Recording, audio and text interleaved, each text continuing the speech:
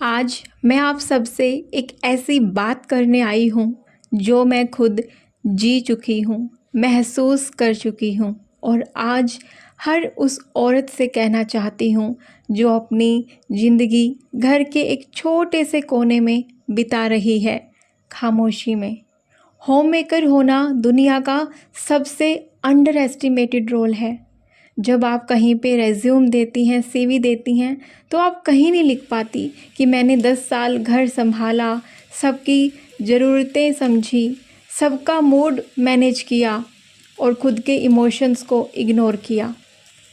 लेकिन आज मैं ये कहने आई हूँ कि होम मेकर होना एक जिम्मेदारी नहीं, एक लीडरशिप रोल है और हर लीडर को अपना ट्रांसफॉर्मेशन करना बहुत ज़रूरी होता है।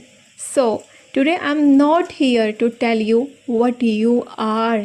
I'm here to show you what you can become.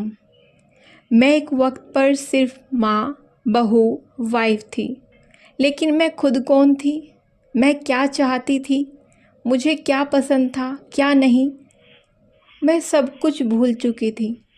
रोज़ का वही काम, नाश्ता बनाना, बच्चे को तैयार करना, लॉन्ड्री, मार्केट जाना, रात का डिनर, सब एक लूप में चल रहा था और मैं उस लूप में खुद को खो चुकी थी।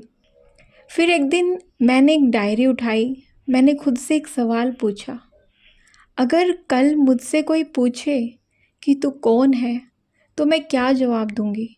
और वहीं से मेरी जर्नी शुरू हुई, from just living to truly transforming. ज़िंदगी तब बदलती है जब हम दूसरों के लिए जीना छोड़ के खुद के लिए सोचना शुरू कर देते हैं। आप घर संभालते हो, मतलब एक पूरा ऑर्गेनाइजेशन संभालते हो। घर की बजटिंग, मल्टीटास्किंग, किसी के साथ कोई कॉन्फ्लिक्ट है वो रिजॉल्व करना, अपने इमोशन को मैनेज करना, ये सब एक प्रोफेशनल स्किल सेट है। पर क्यों हम खुद को सिर्फ एक हाउसवाइफ बोलकर लिमिट कर देते हैं? जो औरत एक साथ 4 इंसानों का मूड हैंडल कर सकती है, वो दुनिया का कोई भी रोल संभाल सकती है, अगर वो अपने पोटेंशियल को समझ ले तो। अक्सर जब मैं अपने लिए 15 मिनट भी निकालती थी ना, कॉफ़ी पीने के लिए, थोड़ा सा रेस्ट करने के लिए, तो मन में बहुत अजीब से सवाल चलते थे कि ये भी काम पेंडिंग है, वो पेंडिंग है, मैं कैसे इतना रिलैक्स हो गई, इतना सब कुछ बचा हुआ है। पर बाद में मैंने समझा कि जब तक मैं खुद को प्रायोरिटी नहीं दूंगी, तब तक मैं किसी और के लिए पूरी तरह से खड़ी नहीं हो सकती। Self care is not luxury, it's basic maintenance of your own mental health. याद रखिएगा, मेंटल हेल्थ बहुत ज़रूरी है। इसलिए हर रोज़ अगर थोड़ा सा वक्त खुद के लिए निकाल पाओ, तो दुनिया के शोर में जो अपनी खुद की आवाज़ दब गई है ना, वो आवाज़ आपको सुनाई देगी।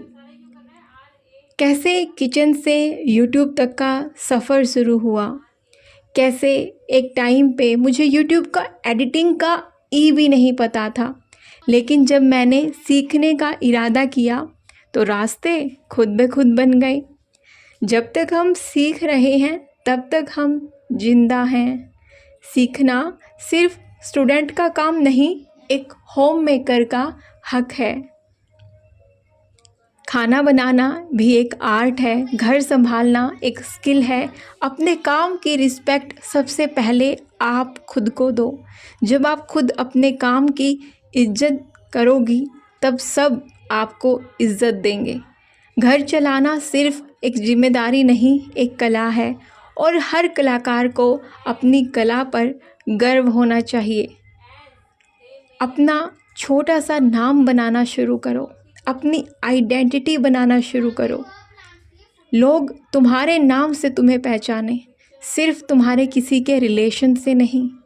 अपना नाम बोलते वक्त कॉन्फिडेंस आना चाहिए। मैं सिर्फ किसी की वाइफ, माँ, बेटी नहीं हूँ। मैं हूँ और मेरी पहचान मेरी खुद की है। मैं तुमसे सिर्फ एक बात कहना चाहती हूँ, खुद से वादा करो हर दिन अपने लिए एक कदम बढ़ाओगी, चाहे छोटा ही सही। एक नई आदत, एक नई सोच खुद के लिए। क्योंकि जब एक होम मेकर ट्रांसफॉर्म होती है तो पूरा घर ट्रांसफॉर्म होता है। घर की लाइट ट्यूबलाइट से नहीं होती, उस औरत से होती है जो उसे चालू रखती है, अपने पेशेंस से, अपनी मुस्कान से और अपनी ज़बान से। एक समय था जब मैं हर बात में ये सोचती थी, अगर मैंने ये किया तो लोग क्या कहेंगे, अगर मैं वीडियो बनाऊंगी तो लोग क्या कहेंगे, अगर मैं ऑनलाइन काम शुरू करूंगी तो लोग क्या कहेंगे, घर का काम नहीं होता है, फ़ोन चलाती है। पर एक दिन मैंने सोचा, जो लोग मुझे जज कर रहे हैं उन्होंने कभी मेरी हेल्प करी क्या। जब तुम लोगों के डर से जीती हो ना, तो तुम उन्हीं लोगों की ज़िंदगी जी रही हो, अपनी नहीं। जब तक तुम दुनिया के ओपिनियन से बंधी हो तब तक तुम अपनी फ्रीडम के लिए रेडी नहीं हो। एक टाइम था जब मैं डांस करती थी और डायरी लिखती थी, आज भी लिखती हूँ। और धीरे धीरे चीज़ें ऐसी होती हैं कि रिस्पॉन्सिबिलिटी बढ़ती है, कोई चीज़ें छोड़नी पड़ती हैं। कभी फील होता है कि यार हम तो काम करने वाली मशीन बन गई हैं। पर मैं अपने आप से पूछती थी कि क्या मेरा जो सपना है, क्या मुझे जो अपनी पहचान बनानी है, उसके लिए मैं दिन भर में कुछ भी कर पा रही हूँ। मैंने हर एक दिन पे अपने लिए कुछ करना शुरू किया, टाइम निकाल के। चाहे मुझे सुबह जल्दी उठना पड़ा, चाहे मुझे रात को लेट को सोना पड़ा, मैंने वो टाइम सिर्फ अपने लिए निकाला। एक माँ होने के नाते हम हर वक्त अपने बच्चों को अच्छी बातें सिखाना चाहते हैं, पर बच्चे सुन के नहीं, देख के सीखते हैं। अगर माँ अपने ड्रीम्स को छोड़ दे, अपने लिए एक मिनट ना निकाले, हर वक्त सिर्फ सेक्रीफाइस करती रहे, तो बच्चा भी यही सीखेगा कि माँ बनने का मतलब खुद को भूल जाना होता है। क्या हम ये लेगेसी देना चाहते हैं? तुम्हारा जीना तुम्हारे बच्चों की ज़िंदगी का ब्लूप्रिंट बन जाता है। तुम खुद की रिस्पेक्ट करोगी तो बच्चा भी तुम्हें रिस्पेक्ट करेगा। फिजिकल थकान तो सब देख लेते हैं, पर इमोशन का क्या?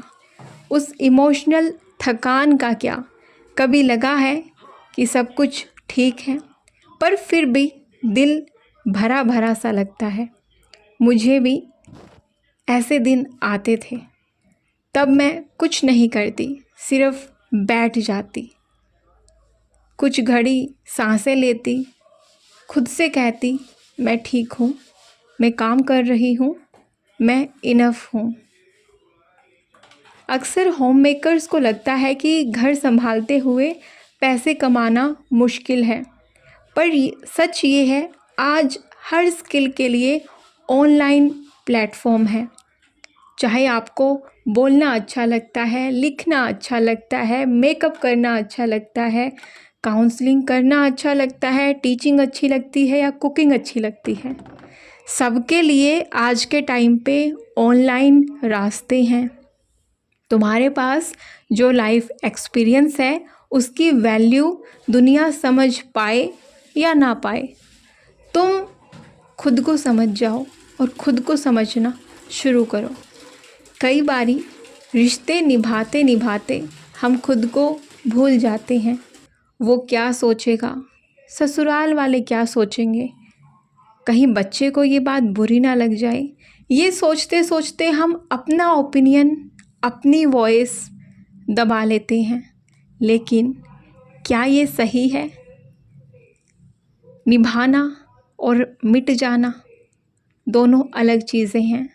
रिस्पॉन्सिबिलिटी निभानी है, लेकिन खुद को नहीं मिटाना है, खुद का वजूद बनाए रखना है। रिश्ते वही सुंदर लगते हैं जहाँ दोनों का अपना स्पेस हो, अपनी रिस्पेक्ट हो।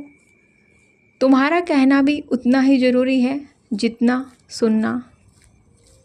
अगर आप अभी तक सुन रहे हो तो इसका मतलब है कि कहीं न कहीं आप भी वही फील करते हो जो कभी मैंने महसूस किया था। मैं चाहती हूँ आप एक गहरी सांस लो और खुद से वादा करो कि आज के बाद आप अपने लिए भी सोचना शुरू करोगे। ज़िंदगी की असली ब्यूटी तब समझ आती है जब हम उसे कंट्रोल करना छोड़ देते हैं और उसके फ्लो में चलना सीख जाते हैं। घर संभालते संभालते अपना अस्तित्व संभालना भी एक कला है।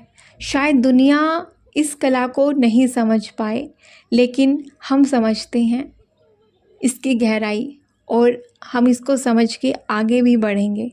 मैं आप सबसे ये कहना चाहती हूँ कि जो होम मेकर है उनका काम सिर्फ खाना बनाना, कपड़े धोना या घर साफ करना नहीं है। एक होम मेकर हर दिन एक इनविजिबल ब्रिज बनाती है सबके सपनों के बीच। सबके सपने पूरे करने के लिए अपने एफ़र्ट्स लगाते रहना। क्या आपने कभी सोचा है जब बच्चे स्कूल से थक के आते हैं या फिर जब हस्बैंड ऑफिस की टेंशन लेकर घर को लौटते हैं, तब वो सब अपना दर्द आपसे ही शेयर करते हैं। सबसे पहले किसकी तरफ देखते हैं? आपकी तरफ, एक होम मेकर की तरफ, कि अब मम्मी हमारा बैग रखेगी, हमें खाना देगी, या फिर अगर वो वाइफ़ है तो हमें वो चाय देगी, स्नैक देगी। तो क्या इस जर्नी को सिर्फ कॉम्प्रोमाइज़ बोलकर इग्नोर करना सही है? क्यों ना इसे एक पर्पसफुल लाइफ का नाम दें। मैं ये कहती हूँ, होम मेकर होना एक रोल नहीं, ये एक रिस्पॉन्सिबिलिटी है जिसमें हर दिन नए एग्ज़ाम्स हैं, नए लेसन्स हैं और नए रिजल्ट्स भी हैं। अब ज़रा सोचिए, आपने कब सेल्फ प्रेज़ किया है? कब खुद की तारीफ़ की है? कब आपने अपने एफ़र्ट्स की तारीफ़ की है? कब खुद के लिए एक डायरी में लिखा है कि आज मुझे प्राउड है अपने ऊपर? हम सब लोगों की तरफ से हमें तारीफ़ चाहिए, लेकिन जब वो ना मिले तो क्या हम अपने आप के बिगेस्ट चीयर लीडर नहीं बन सकते?